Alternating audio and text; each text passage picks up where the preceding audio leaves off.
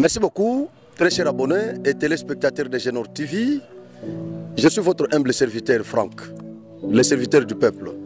Génor TV, la chaîne du peuple, la grande chaîne du Kassai central, partout où il y a la population en difficulté, la caméra de Génor TV est là. Nous avons entendu que les conseillers communaux du Kassai central ont fait un sit-in depuis le mardi de la semaine passée. Ça fait couler encre et salive dans la ville de Kananga. Ce sont des responsables. Ils passent nuit à la belle étoile devant les gouvernorats. Nous sommes dit, nous devons faire une descente pour nous enquérir de la situation. Parce qu'ils sont des Congolais, responsables, pères de famille, ils ont des enfants, et ils passent nuit à la belle étoile, devant les bureaux de l'autorité, de la première autorité de la province. Voilà pourquoi nous sommes venus pour les écouter. Parce que nous ne pouvons pas commencer à parler, les condamner. Pourquoi ils font ça? Pourquoi ils passent nuit à la belle étoile? Pourquoi? Tout ce que vous pouvez dire, c'est normal. Mais vous devez comprendre qu'ils sont des responsables. Ils ont des enfants qui doivent aussi étudier. Alors, en droit, on dit que les droits qui ne se réclament pas se perdent. Ils ont le droit de réclamer leurs émoluments et les avantages qui leur sont reconnus par nos lois. Voilà pourquoi nous sommes venus. Chers conseillers, bonjour. Bonjour, monsieur le journaliste. Est-ce que vous pouvez d'abord vous présenter pour que nos téléspectateurs qui ne vous connaissent pas puissent vous connaître? Moi, je me nomme honorable conseiller Benoît Belang-Nichitenge. Présentement, je suis président du collectif des conseillers communaux de la ville de Kananga. Je suis élu de la commune de Kananga, bien sûr. Présentement, je représente les collectifs. Nous sommes élus depuis le 20 décembre ensemble avec le président de la République, les députés nationaux, les députés provinciaux. Mais nous sentons que notre situation jusque-là n'est pas prise en charge par le gouvernement congolais. C'est ainsi que nous nous sommes mobilisés sur toute l'étendue de la République démocratique du Congo. Il vous souviendra que pour toute la République, nous sommes 915 conseillers.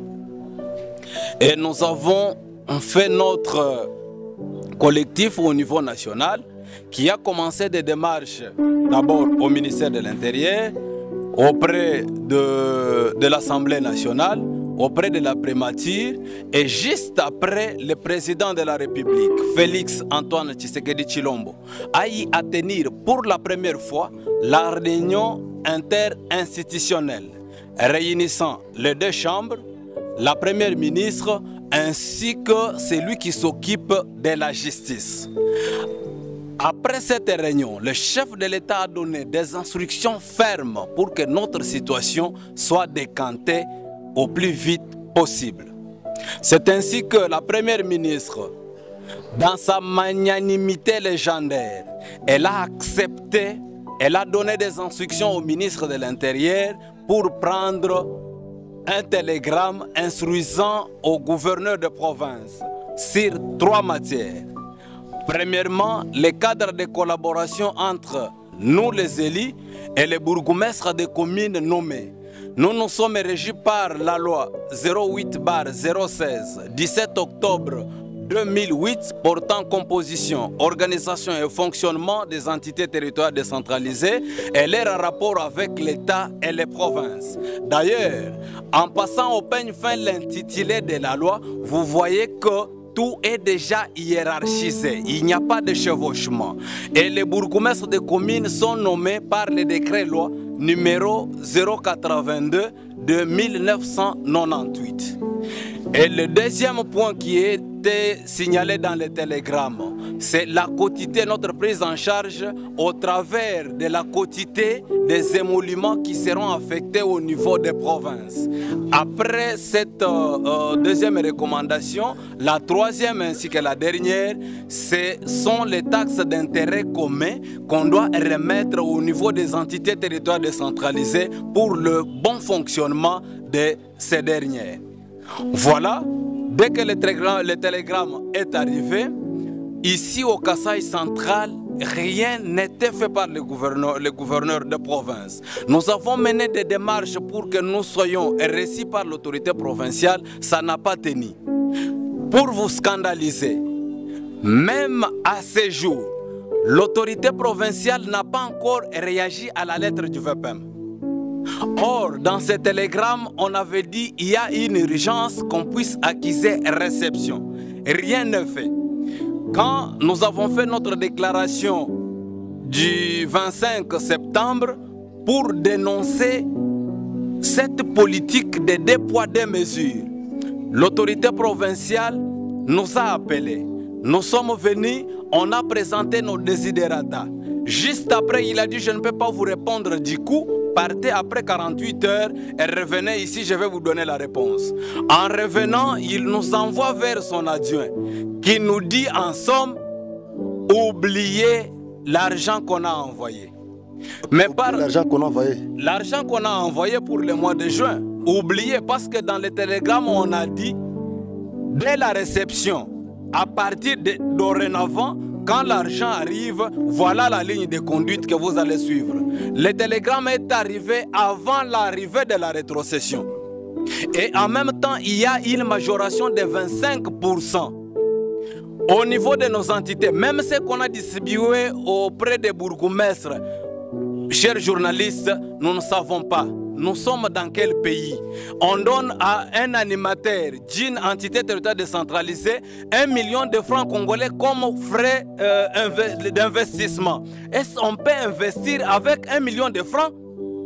Un bourgmestre de commune qui reçoit 4 millions, 5 millions de francs congolais comme fonctionnement, comme rémunération, il va faire quoi avec? C'est pourquoi quand vous passez dans nos entités territoriales décentralisées, la situation est chaotique. Et comme le président de la République avait pensé faire du développement à la base son cheval de bataille, c'est ainsi que nous, étant élus pour cette cause, nous ne pouvons pas accepter que cette situation puisse perdurer. Jusque-là, cet argent-là est porté disparu. Nous arrivons auprès du gouvernement provincial. Il faut oublier, même si l'argent de Kinshasa n'était pas venu. Dans les taxes d'intérêt commun, il y a déjà 10 mois depuis que nous sommes élus. Nous sommes déjà à la merci de notre population. Partout où nous passons, on dit maintenant, présente-nous l'utilité. L'utilité de votre existence. Pourquoi il y a eu cette élection? Et en même temps, c'est le chef de l'État qui est indexé dans cette affaire. Et la population se demande, pourquoi ça? Nous allons souffrir jusqu'à quand? C'est pourquoi, par unanimité, tous les 37 conseillers de la ville de Kananga, nous nous sommes réunis pour dire non à de telles pratiques ignobles, scabreuses, qui nous ont freinés pendant un bon bout de temps. Comme nous sommes venus, nous allons faire tout pour changer la donne. C'est notre pays, c'est notre province, ce sont nos entités territoriales décentralisées. Vous partez même dans les bureaux, dans notre administration, vous n'allez même pas prendre de l'eau. Il n'y a pas de chaises, il n'y a pas de table. Nous ne comprenons pas. C'est rocambolesque ça. Nous ne comprenons pas. Alors, depuis que vous êtes ici, ça fait une semaine, est-ce que vous avez été reçu quand même par le gouverneur? Nous sommes les hommes d'État. Nous sommes les hommes d'État depuis le mardi 22 de ce mois. Nous avons adressé notre lettre à l'autorité urbaine tout en copiant toutes les autres autorités de la province par rapport à notre sit-in qu'on devait faire ici au bâtiment administratif pour dénoncer tout ce qu'on est en train de dire et en même temps dire au président de la République, c'est lui le visionnaire du développement à la base. nous, en tant que conseillers, nous ne voulons pas qu'on puisse nommer les bourgmestres des communes. Parce que l'expérience que nous avons par rapport aux autorités nommées, c'est une histoire très rocambolesque. C'est une histoire très critique dans toutes nos entités décentralisées. Et en même temps, dire à la CENI, c'est un processus électoral. Quand vous n'avez pas achevé ce processus, c'est-à-dire tout ce que vous avez fait, ça n'a pas d'importance. Parce que nous sentons dans les dires de certaines personnalités, c'est comme si on va nommer encore les bourgmestres des communes. Comment les bourgmestres qui seront nommés? Ils seront toujours redevables d'ailleurs à ce qu'ils ont proposé auprès de l'autorité hiérarchique. Maintenant, nous sommes élus. Quand on va récolter les désidératas de la population, est-ce ce dernier va-t-il exécuter en bonne et due forme?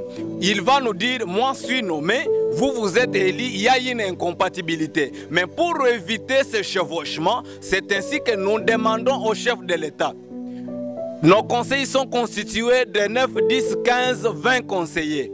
Même si le gouvernement peut se cacher aujourd'hui pour dire nous n'avons pas de fonds pour organiser seulement ces élections de bourgmestres, nous-mêmes nous pouvons nous mobiliser avec des papiers pour élire nos bourgmestres de nos choix qui vont faire la volonté de cette population qui a beaucoup souffert.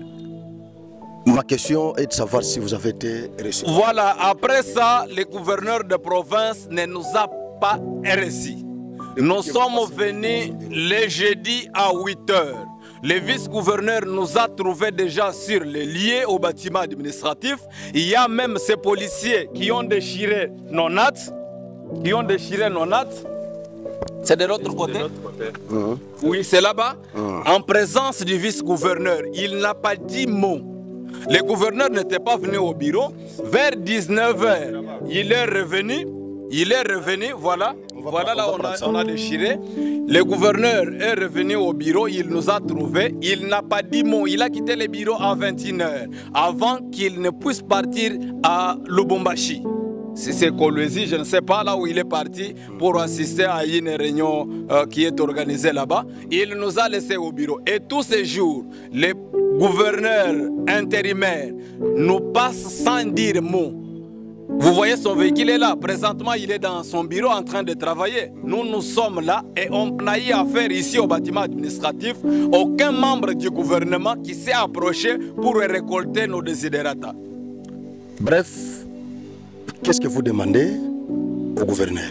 Qu'est-ce que vous réclamez dans tout ça? Parce que je vis là-bas, il y a beaucoup de papiers là-bas. Donc c'est comme si vous demandez beaucoup de choses. Est-ce qu'il sera vraiment en mesure de répondre à tout ça?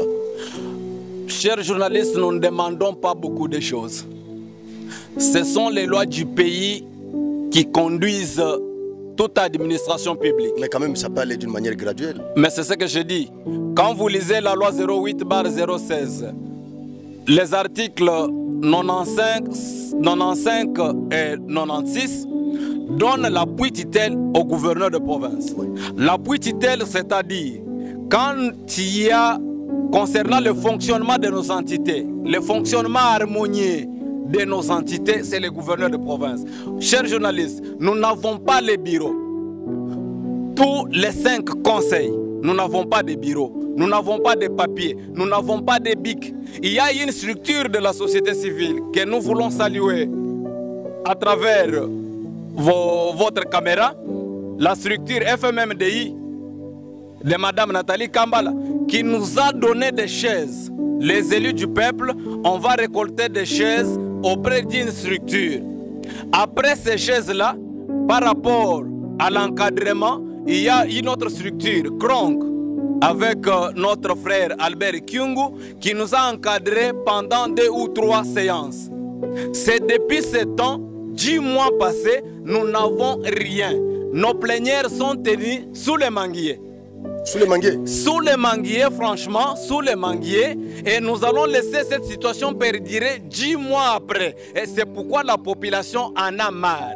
Notre cérémonie, notre sit-in qu'on vient de faire, dans 6 jours qu'on a eu à faire ici au bâtiment, nous recevons que les encouragements de la population. Les motards que vous appelez à Kinshasa, Wewa, toute la population qui passe ici au bâtiment administratif nous encourage par rapport à cet acte parce que nous sommes fatigués. Nous sommes fatigués qu'on nous mette dans des conditions convenables pour que nous puissions travailler afin de redorer d'abord l'image de nos entités qui étaient déjà ternies pendant un bon bout de temps. Auprès du gouvernement provincial, comme vous avez dit, nous demandons l'appui tutelle. Concrètement. Concrètement, c'est l'appui tutelle. Les bureaux, il y a autant de maisons de l'État. D'ailleurs, qu'on a vandalisé ici, qu'on a attribué aux gens gratuitement.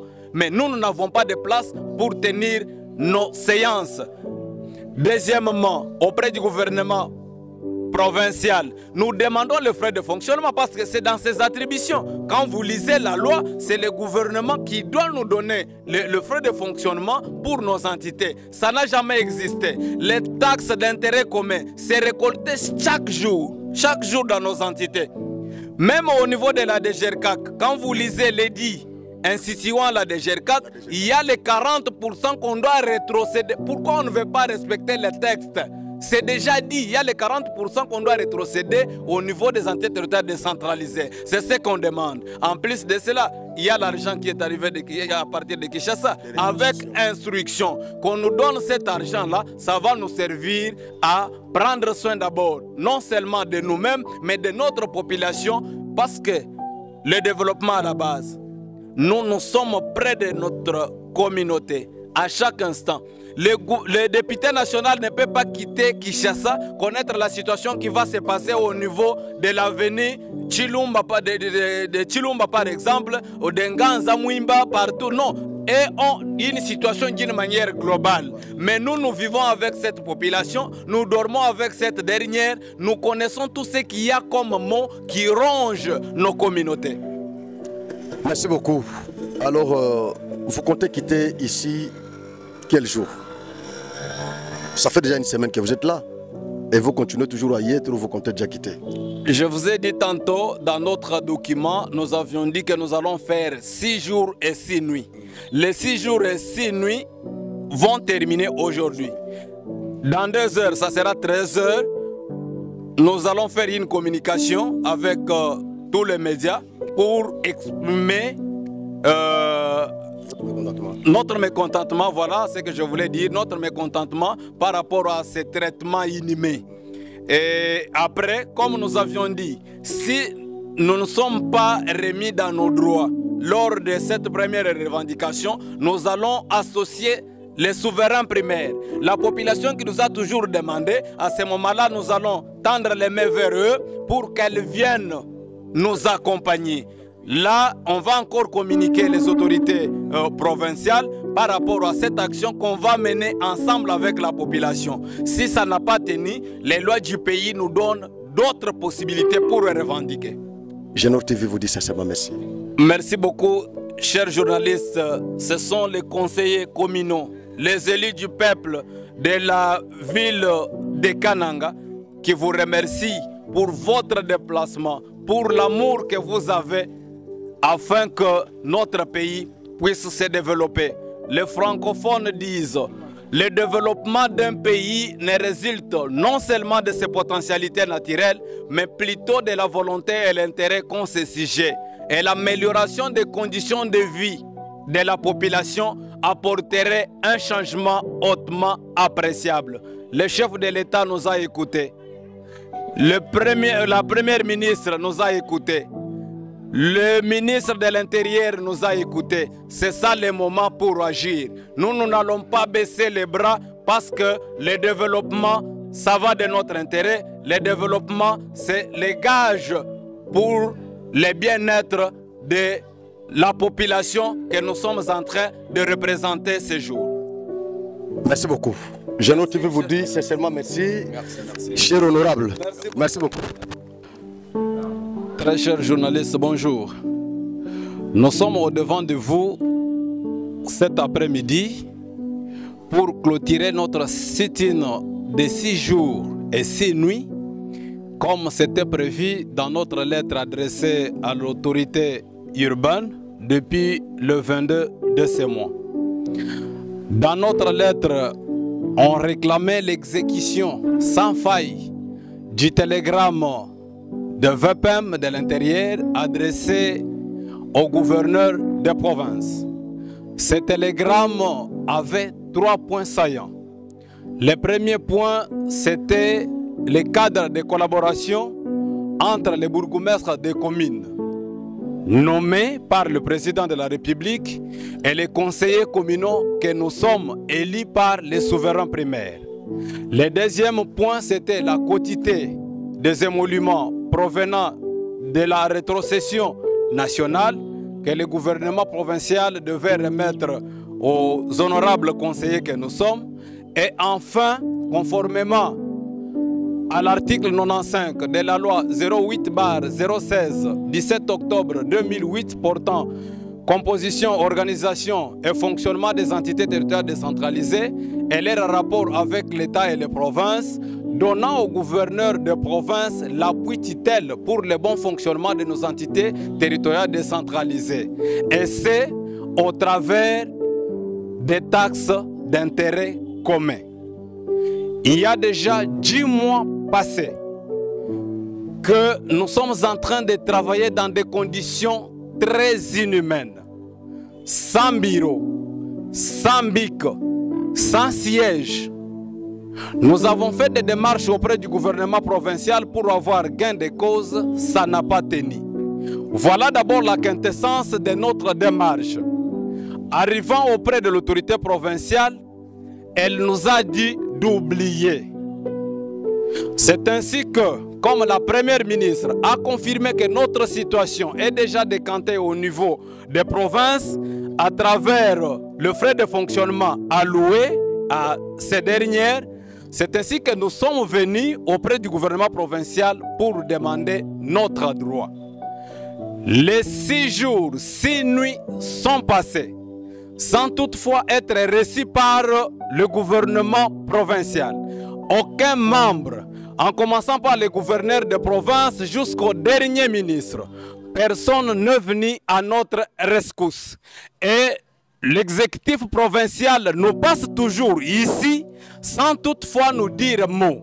Et ce qui est aberrant, hier, il y a une équipe de fonctionnaires, disons les travailleurs de l'OVD, qui étaient en train de prester dans le cadre du projet Pyrrhic, qui étaient venus ici pour revendiquer leur salaire de 5 mois.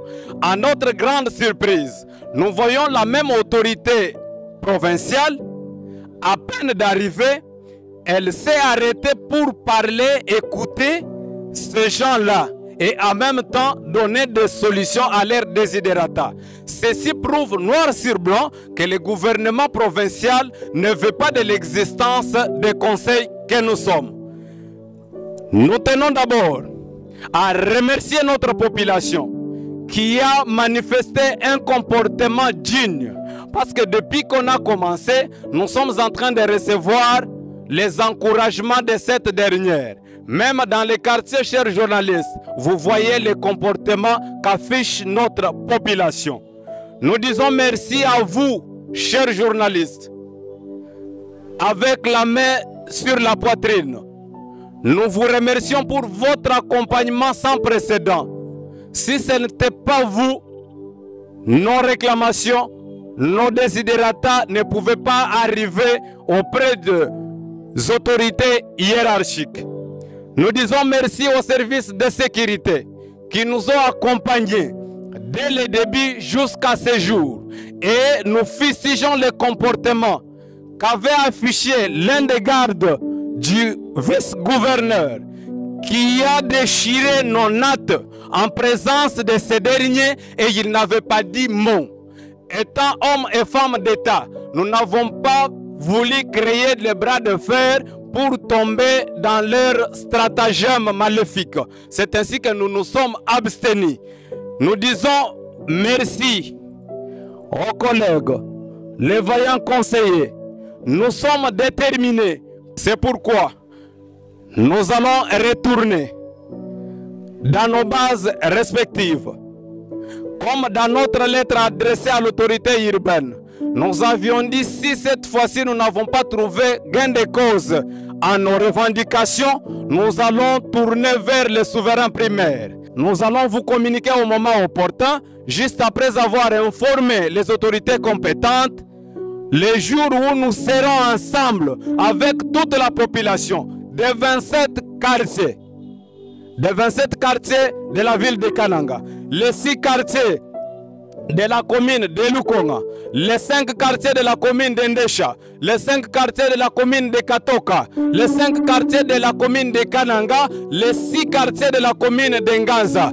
Quand nous parlons de quartiers, nous voyons même l'Interland. Toute cette population viendra pour nous accompagner afin de réclamer ce qui nous revient des droits.